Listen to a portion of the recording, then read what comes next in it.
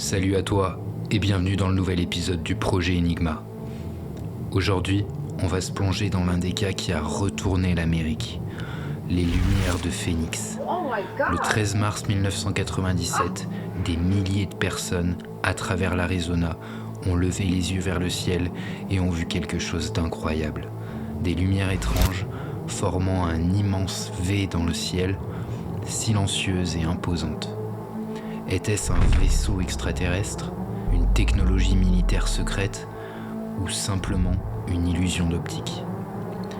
Il y a des dizaines d'images et de vidéos d'archives, de témoignages et d'émissions sur le sujet. 30 ans plus tard, nous n'avons toujours pas de réponse sur ce qu'il s'est passé dans la soirée du 13 mars 1997 en Arizona. Accrochez-vous, car l'immersion va être totale.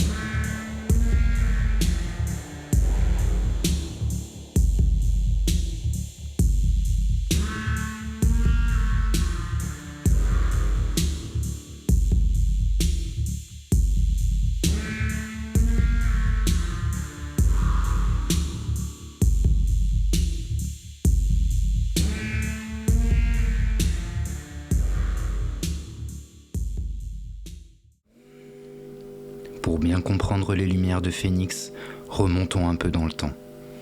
L'Arizona n'est pas étranger aux phénomènes inexpliqués. Depuis les années 1940, avec l'incident de Roswell au Nouveau-Mexique voisin, la région du sud-ouest américain est un hotspot pour les observations d'OVNI. Des bases militaires comme Luke Air Force Base près de Phoenix ou encore la fameuse Zone 51 au Nevada alimente les spéculations sur des tests secrets. En 1997, l'Amérique est en pleine fièvre OVNI. Le film Independence Day a cartonné l'année précédente et des séries comme X-Files popularisent l'idée extraterrestre parmi nous. Mais ce qui s'est passé le 13 mars n'était pas de la fiction, c'était réel, vu par des milliers de témoins crédibles, pilotes, policiers et même le gouverneur de l'État. Unquestionably it was a UFO, which means unidentified flying object. Right. Doesn't mean we're being visited. Well, it's nothing like anything I've ever seen. And you're an Air Force guy. Yeah, and a pilot. Got a lot of hours flying. So it was pretty breathtaking. Selon les rapports, l'Arizona compte plus d'observations d'OVNI par habitant que la moyenne nationale. Pourquoi ? Peut-être à cause de ces vastes déserts, parfaits pour des observations nocturnes, ou de sa proximité avec des installations militaires. Quoi qu'il en soit, cette nuit-là, le ciel allait devenir le théâtre d'un spectacle qui défie encore les explications.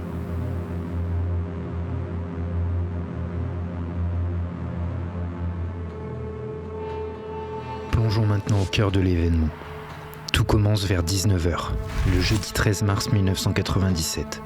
Le soleil s'est couché et le ciel est clair sur l'Arizona. Les premiers témoins, dans la région de Prescott, au nord de Phoenix, rapportent voir une formation de lumière orangée ou rouge, disposée en forme de V ou de boomerang. L'objet semble immense. Certains estiment sa taille à plus d'1 kilomètre de large. Il se déplace lentement, sans bruit, vers le sud, en direction de Phoenix. À mesure qu'il avance, des appels affluent vers les stations de radio locales et les postes de police. À Phoenix, vers 20h, des familles entières sortent dans leur jardin pour observer le phénomène. Un témoin décrit l'objet comme un immense triangle noir avec des lumières sphériques aux extrémités, bloquant les étoiles derrière lui. Pas de moteur ronronnant, pas de traînée de fumée, juste un silence total. L'objet passe au-dessus de la ville, vu par des milliers de personnes, avant de disparaître vers Tucson au sud. Mais ce n'est pas fini. Vers 22h, un deuxième événement se produit. Une rangée de lumières stationnaires apparaît au-dessus des montagnes Estrella, au sud-est de Phoenix. Ces lumières, au nombre de 7 à 9, restent immobiles pendant plusieurs minutes, puis s'éteignent une par une comme si elles tombaient. Take a look at this.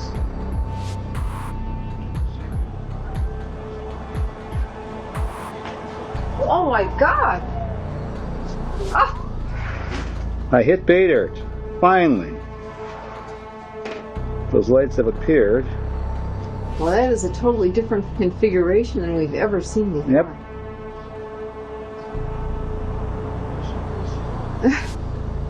Les appels au 911 explosent. La base aérienne de Luque reçoit des centaines de plaintes. Même les tours de contrôle des aéroports signalent des anomalies. Ce qui rend cet événement unique, c'est son ampleur.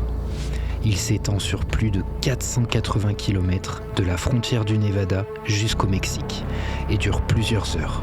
Des pilotes d'avions commerciaux confirment avoir vu les lumières depuis le ciel. He saw 5 distinct lights in a triangular pattern. He doesn't know if it was one aircraft or several aircraft. He was scared to death. He's not sure what it was. After they landed the bases, he had a complete lockdown. The facility was closed. Pas de panique généralisée, mais une fascination mêlée d'inquiétude. Les médias locaux couvrent l'événement en direct. Et le lendemain, les journaux titrent sur l'invasion OVNI.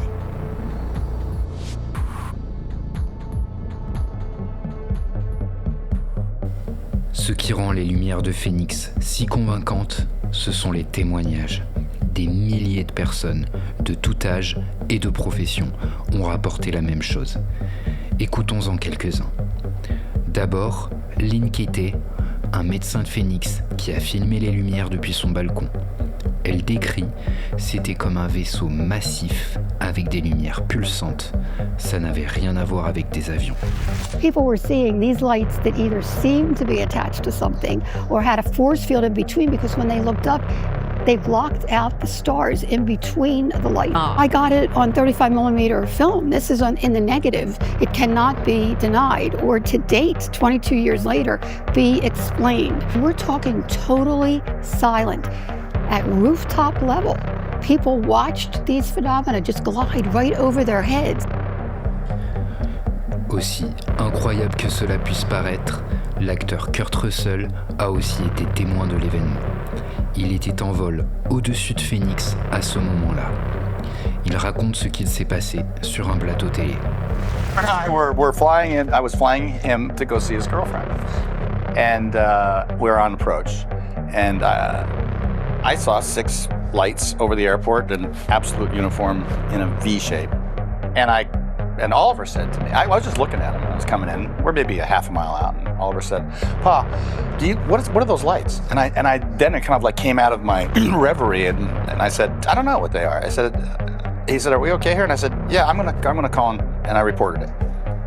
And they said, "We're not painting anything. We don't show anything." I said, "Well, okay, I'm going to declare it's unidentified, it's flying, and it's 6 objects." We landed.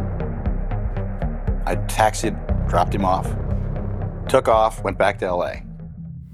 Le prochain témoignage est celui de Tim Lay et de sa famille. Il raconte que l'objet était tellement proche qu'ils auraient pu le toucher en jetant une balle de tennis. When it finally got here and we realized this thing was coming right over us, we really started getting antsy. And then when it went directly overhead without a sound, it was like that. It was so big. You couldn't even hear the wind. It was so quiet. It was just, it just didn't even do anything. It just came through. It was a giant V, all right? And the right side of the V went over us. The left side was like a couple blocks over it. I just didn't know what to do. You know, it was just like, my God, how big is this thing? It didn't seem threatening, but because when it was right overhead and we couldn't hear a sound, it was like you're just awestruck. He said if he had a tennis ball, he could have hit it. He could have thrown a tennis ball at it. It was that close. Very close. It just could have nailed it. Ces témoignages convergent. Un objet silencieux massif en forme de V, défiant les lois de l'aéronautique. Pas d'hallucination collective, il y a bien trop de vidéos et de photos pour ça.